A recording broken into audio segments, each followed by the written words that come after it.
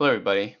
This is our final lecture in social cultural anthropology. I'm sorry to see it go, but I hope you found the stuff we've talked about so far interesting. This one, we're going to be talking about gender and sexuality. If you have not watched the gender neutral video, please stop here and watch gender neutral video before watching this lecture. Again, I picked these videos and I picked these topics because it's gets you a little fired up. And if you get fired up, then that's good. That means that you care, and that means that you're learning something. Okay. So, anyways, we're gonna get into it. All right. So again, make sure you get your reflection and quizzes in. Make sure to check out the midterm review. It's pretty straightforward. I don't think there's anything tricky in there. And finally, the midterm exam will be next week. Okay. All right. A quick breakdown of the midterm exam. It'll be available from Monday, 7:10 to Friday, 7:14. That seems like 4 days. Nope, that's correct. 10. Yeah, that's correct. Okay.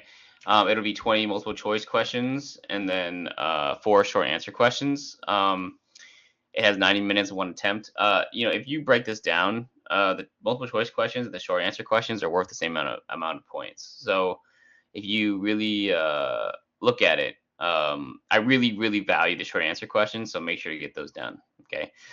Just use a study guide, the review, look for answers within the study guide. The way I would do it is you look through the study guide. What type of stuff are you familiar with? What type of stuff are you unfamiliar with? The stuff that you're unfamiliar with, check out the PowerPoint. Okay, if the PowerPoint has the answers for you, great, you're good. But if you still feel a little confused, then rewatch one of the old lectures, and you'll be good to go. Okay, that's the best way to study for this exam. Don't rewatch all the lectures; it'll drive you crazy. It's too much to review. But definitely read the lectures with the stuff that you're not as familiar with. Okay. Whoa. Oh, I see. I didn't hold on. I didn't delete the old one. All right. Let me get you guys back in here. I can't believe it's the middle of the semester already. Okay, here we go.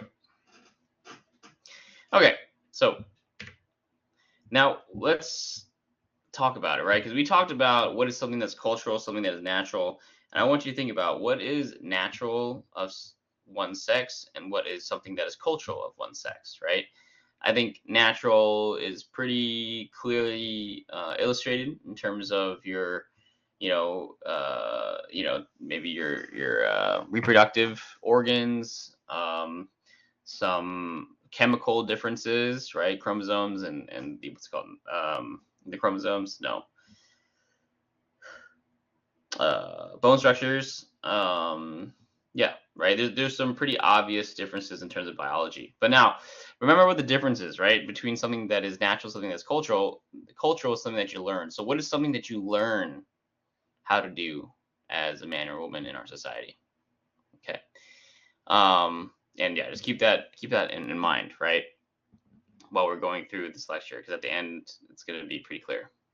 So, first impressions and opinions about the gender neutral video. Most people have pretty strong opinions about this video. Obviously, we're not in class, but this is probably one of the more engaging topics that I go over in the class. I want you to ask yourself, do you agree with the choices that MAPA has made with their family? Why or why not? And what challenges do you think they will face in the future? And what are those challenges rooted in? And finally, is this wrong? Right? Because that's ultimately what it comes down to. And even though I'm asking these questions in this order, usually when you're thinking about it, what's it called? The situation, you go from in terms of these questions, you go from bottom up. You ask for, is this wrong? What do they do with the future? And then finally, do you agree with MAPA's choices, right? So, what MAPA did was they swapped out the words, papa and mama. They chose to use a gender neutral instruction base for the children. They're purposely picking schools that are gender neutral friendly, and they're really talking about the word hen and being gender neutral in Sweden.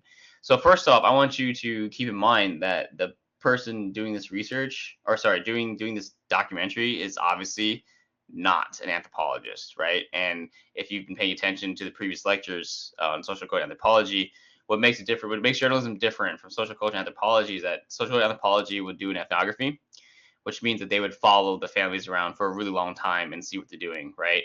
Some of the clear things that they do that's not anthropological is asking those kind of like pointed questions, you know, especially with like Mapa and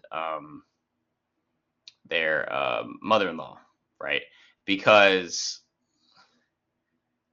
when you ask those questions, you might be provoking a thought that might not have been there in the past, right? And that kind of defeats the or understanding of what's going on, of what's going on in their heads and their perspectives on the world. Okay, so do you agree with the choices that Mapa has made with their family? You know, I can't see. Well, yeah, I mean, I can see where you disagree, but I can't necessarily see what's wrong with what they're doing, right? I mean, it does seem a little bit. I think from class discussions, people act like, say like, oh, it's very forceful. It's not. It's not. They're exposing kids to it too early, and so forth. I think that summarizes it, right? What challenges do you think they will face in the future? I think there's pretty obvious challenges there, right? Like when they grow older, finding a job, fitting in, and what are those challenges rooted in, right? Those challenges are really rooted in, just remember what we were talking about with race and ethnicity in the last lecture. It's rooted in what society has made for our people, right? So like, men and women's restroom, men, women's basketball team, men, women's uh, whatever, right? Cultural norms. Okay, and finally, is this wrong? My obvious answer is no, it's not wrong. But you really need to think about like what constitutes something that is wrong and something that's right. Okay. Now, if you're gonna give me a hardline answer like women shouldn't do this or men shouldn't do this, you really need to think to yourself, why do you think that way? Okay. All right. So before we move any further, though, I'm gonna open up this video. I want to clarify, gender and sex are two different things, right? Gender is something that is sorry, hold on.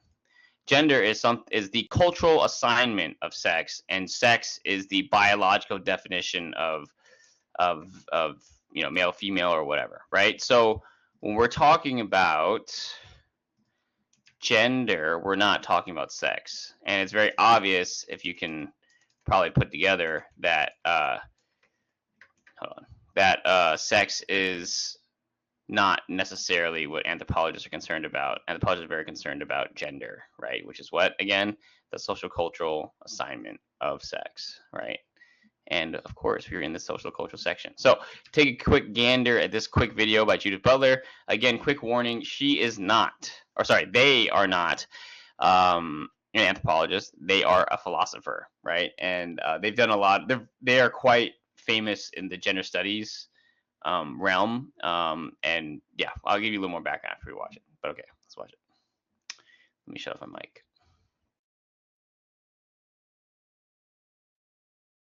Say that gender is performed.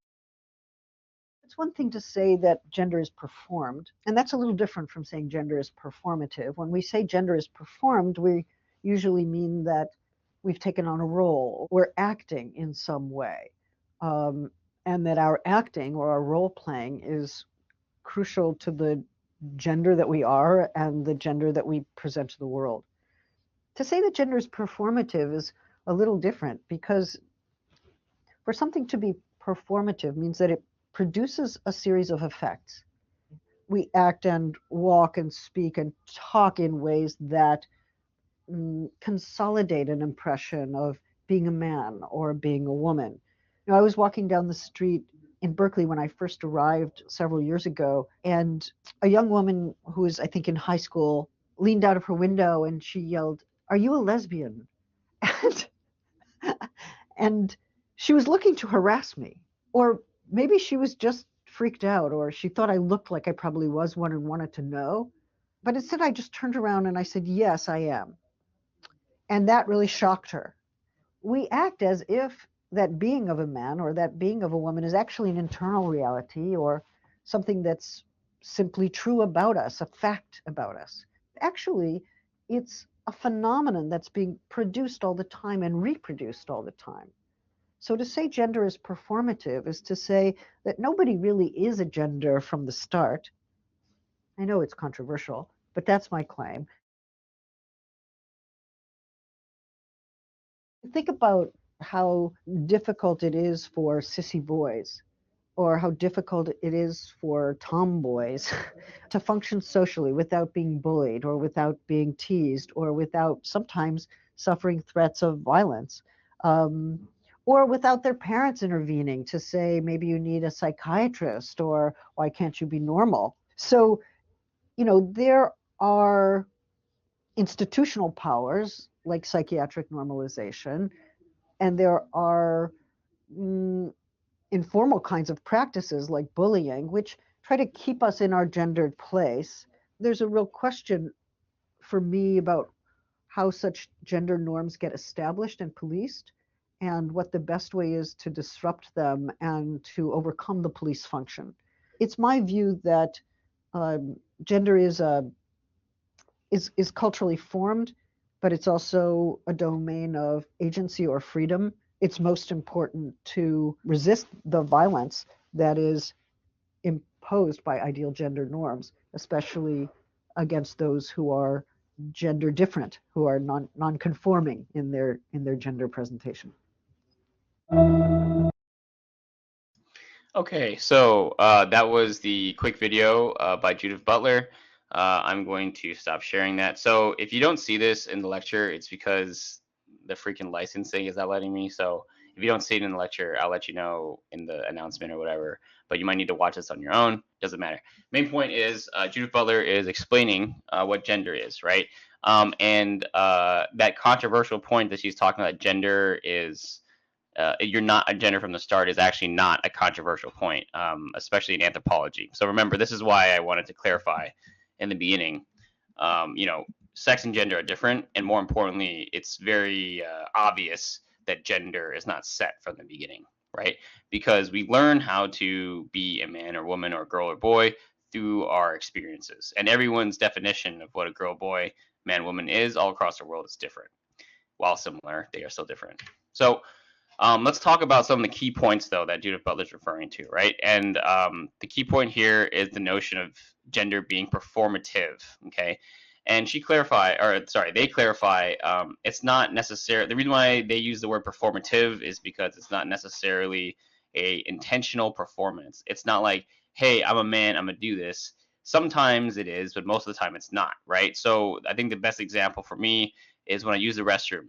When I use the restroom, I gotta go pee or whatever. I'm in that bad boy. I just kick open the door and I go in. I don't even think that I'm using the men's restroom. I just see the dude and it's like, okay, that's where I'm supposed to go to use the bathroom. I don't think about in that point, in that action. I'm not intentionally thinking about men or women. I'm just thinking I need to use the restroom, right? But that doesn't mean that it's not built into my habits, right? And that's what she means by performative, is that it's not something that you consciously do. If you're performing a dance, you are consciously performing that dance. Does that make sense? Okay. So let's go into this quote. Okay.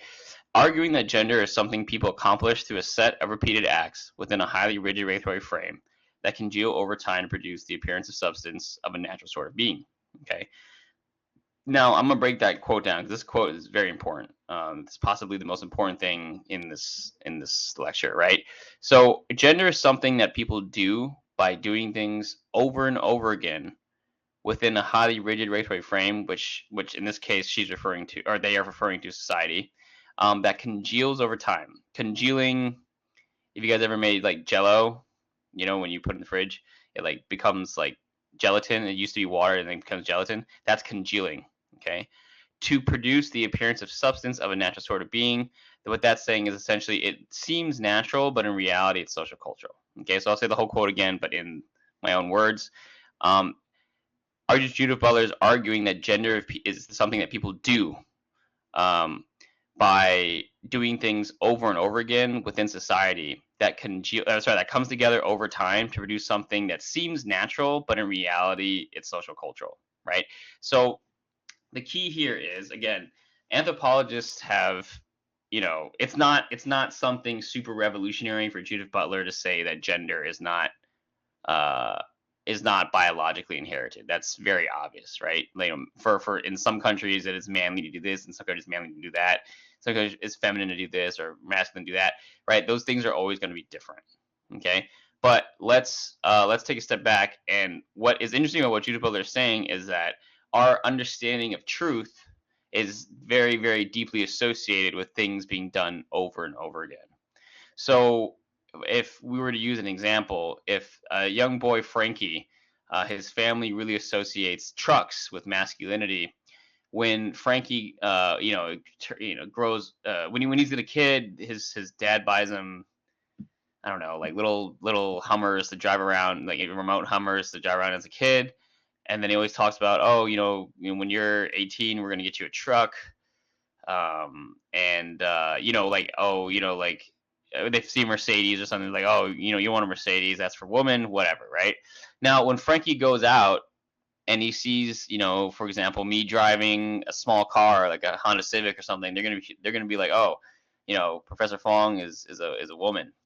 Now, because this is an extreme example, but because of Frankie's training or cultural repetition, right? Cultural repetition, the repeated acts, Frankie associates being masculine with trucks and other cars and stuff with women, right? So obviously, again, this is an extreme example, so I understand. So the big difference there is that gender-wise, I can change depending on Frankie's definition, right?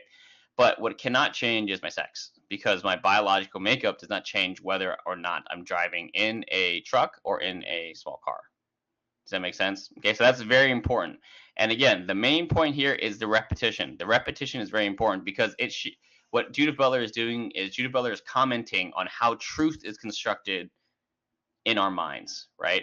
It is so powerful that things that are very clearly social cultural appear as biological. Okay. Okay. So again, gender is cultural. Okay. So what's it called? People, masculine, feminine. These are all cultural standards. What's it called? Yeah, using the men's restroom. Joining certain sports, whether it's a woman, girls or boys sports team. Um, obviously fashion, whatever, makeup. All these things are cultural. Okay. Gender is created through repeated acts and has natural sort of being after repeated so often, right? And I actually just thought of a great example. I was teaching this little kid, and this little kid assumed that all girls were born with long hair. Okay. And it was pretty funny, but when you think about it, the reason why that boy believes that is because all the women that he has interacted with in his life have long hair, right? Is that the reality of the situation? Of course not, right? Women have to grow their hair just like everybody else. But again, to bring up Judith Butler's quote and why it's important is this kid believes that all women are born with long hair because this kid has seen woman after girl that have long hair and automatically assume that that is how they're born, right? So he is taking something that is socially constructed and interpreting it as biological. Okay. All right, cool. So this is not that important, but it was a reading. It's a little bit too hard for this class, but I just wanted to add it in. This was done by a sociologist using this understanding of Judith Butler's gender to do research on the formation of being an adult woman or man, and the role that high school plays in it. And essentially what it talks about is masculinity is not a set definition, right? So being of a man or of a woman or of a girl or of a boy is not set, right? There's many definitions, and they're very similar, but never exactly the same, right? These gender roles are affected by our day-to-day environments, and in this case, in the book, in the book, I think it's the whole book. It's specifically researching school-related activities, right? So when you think about prom, when you think about in her research, when you think about the pep rallies, right? These were all very gender forming, right? So, for example, when you go to prom, when you ask a girl to prom, you are essentially learning how to ask a girl on a date.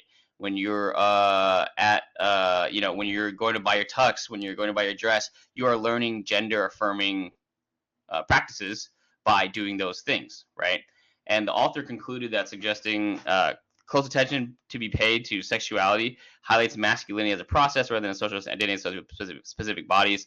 Basically, what she's trying to say is that, you know, when we're talking about becoming a man or a woman, another clear indicator that it's cultural is that it's changing all the time, right?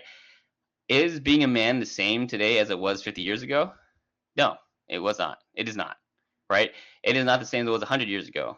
It's not even the same as it was 10 years ago, to be honest with you, right? And so that's one of the clear indicators that gender is cultural. Okay. All right. So again, so let's oh wait, yes, here we go. So let's loop back to the gender neutral video, right? So if we talk about how gender is formed, what is MAPA trying to do with their family, right? MAPA is trying to create a so one of the interesting things that I need to point out for you guys is, you know, MAPA is saying that they are eliminating gender from their family's life, but that is not true. What they are actually doing is simply replacing being of a man or of a woman with gender neutral standards. That's it. So they're creating, but basically, instead of saying that, instead of, I'm trying to explain this in more simple terms, but instead of because what what MAPA thinks that they're doing is like, oh, we're eliminating men and women, or sorry, eliminating gender definitions. But that's untrue, right? They are just creating a new one, which is very important because you cannot, and remember we talked about this earlier, with culture, you cannot have an idea on its own. It has to build off of something in the past, right? The clothes that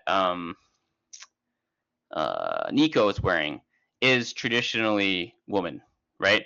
If it was traditionally, or if not traditionally, if it was more worn by men, do you think that MAPA would still be as encouraging of wearing those clothes? Of course not, right? So these associations that MAPA has with being a man or a woman or non or not a man or a woman are still related to MAPA's cultural understanding of what it means to be a man or woman. And if you didn't know, MAPA Dell is a pretty famous gender artist, and they are from the United States. So MAPA's cultural understanding of gender is very much influenced by by the standards in the United States. Okay, and so anyways, the main point is what MAPA, and this is really the connecting point between this video and the last video, right? So I just showed you Diablo and Adam.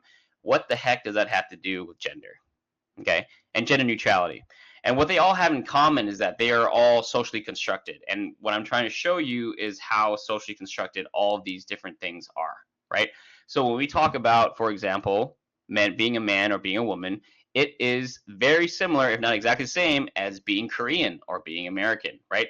The way that these identities are formed are exactly the same. Exactly the same. Why do people look at Diablo as Korean? Because there's been so much repetition of Koreans, you know, acting a certain way or speaking a certain way that they assume, or looking a certain way, that they assume that all Koreans look like that, right? Or Asians look like that in his case because, you know, what's it called? Maybe they might not be able to differentiate that much. Why were they treated a certain way in Korea when they went over there? Because of the way they looked, they most Koreans' experiences when people look like Diablo or look like Adam, they speak fluent Korean, right? So it goes both ways. Okay, so their understanding of everything is based off of repetition, which is again the interesting point that Judith Butler pointed out, right? It's about repetition.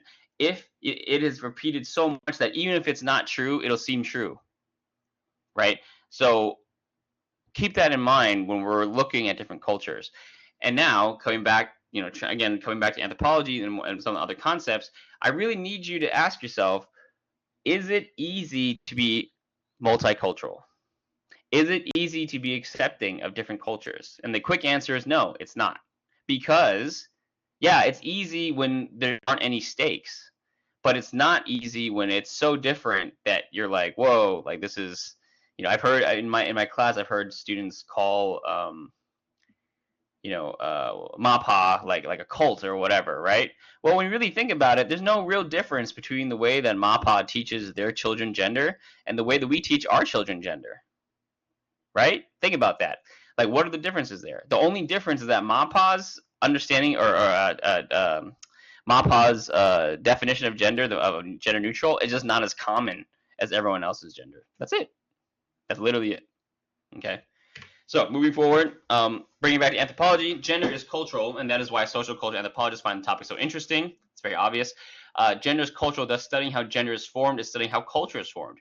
Remember, gender is created through repeated acts. So what does that mean for the victim, right? It means that MAPA is trying to create a gender neutral culture, right? And the challenges that MAPA is having is similar to anything else that is new culturally, is that, you know, it might not be reinforced by other sources, right? There's not a lot of gender neutral sitcoms, for example, or gender neutral cartoons or books or people for that matter. So the reinforcement of that culture is going to be difficult.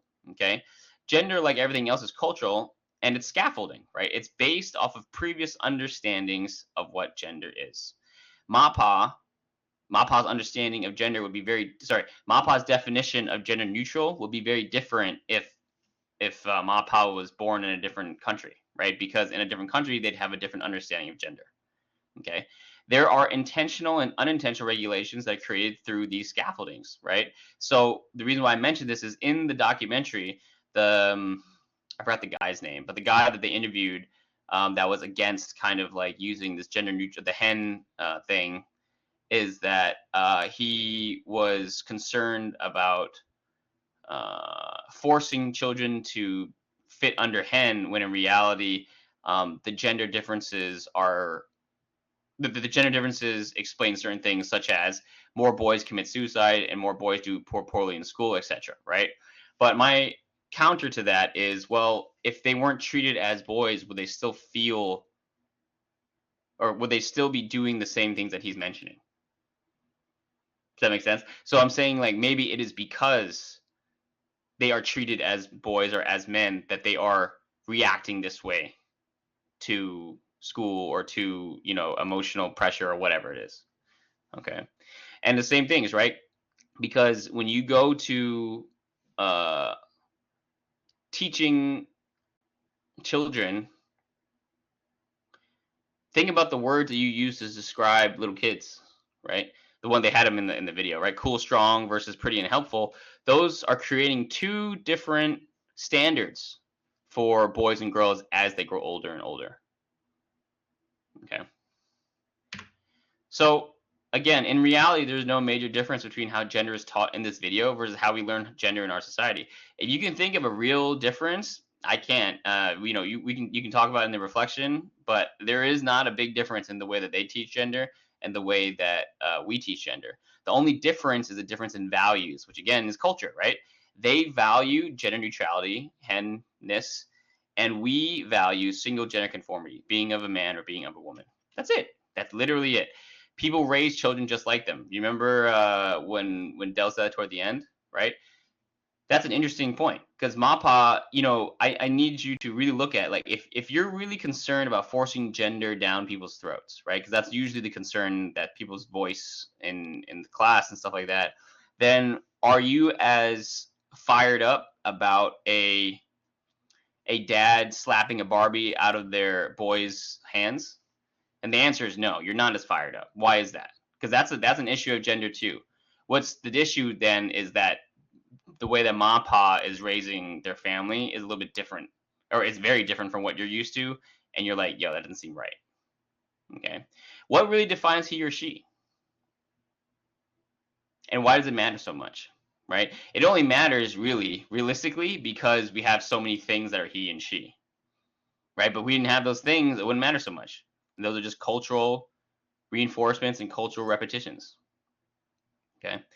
Ethnography. How do you think, so this is more of a research thing. How do you think the question of he, she, or hen affects the story? Judging by initial appearances, how do you think this video will skew? So first of all, and remember, I'm an anthropologist, right? So this is very important. You have to consider the context too.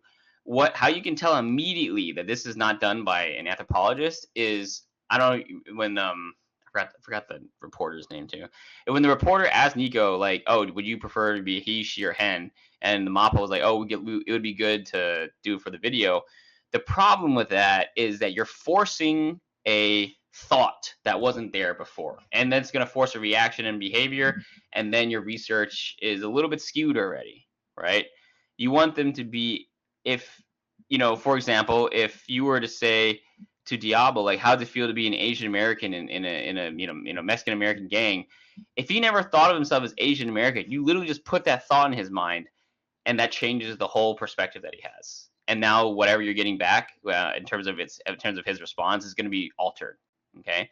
And also, I'm not an idiot. Vice News is obviously very left leaning, so it's no surprise that their perspective is this way. Okay. And again, I'm using this video just to get you guys fired up, but I'm hoping that this drives home the idea that gender is cultural. And so really gender, ethnicity, nationality, and race are kind of all the same thing. Okay, the way it's created, how we value it, it's very, very similar. Okay, now let's do some takeaways. It is important to remember that culture is not just the superficial stuff we hear about in articles. It is deeper and much more ingrained in our lives. In this case, it is gender. But if we take a step back, this is how all of our culture is formed, right? And remember, culture is not defined by our geography. Culture is defined by our day-to-day activities. When you use the women's restroom or the men's restroom, when you join a sports team, when someone says you're cool versus you're pretty, when you have to buy a prom dress versus a prom tuxedo, these are all things that are ingrained in our lives. Okay, when people say that they are accepting diversity, what do they really mean? Are they actually accepting of cultural differences, or do they just have different set of cultural values that they are willing to accept? That's two different things. Are they accepting of new things, or do they just expand the set of things that they're willing to be okay with? Those are two different things. To realistically be multicultural and accepting of other cultures is a difficult task, and most people don't even know that they are being ethnocentric. So to really be open and accepting of other cultures is not easy. And that's why people should take it seriously and do trainings or something. It is not something that you can just do on your own, right? Most people are ethnocentric and don't even know about it. All right. Ethnocentrism in many ways is inevitable. However, it is important to realize that the differences that exist between people are culturally caused and oftentimes not a reflection of character or intention. So this last point is very important. It is impossible for you to be familiar with everyone's culture. It is impossible, right? Because like we just talked about, culture basically from family to family is going to be different. Even from person to person in the family might be different.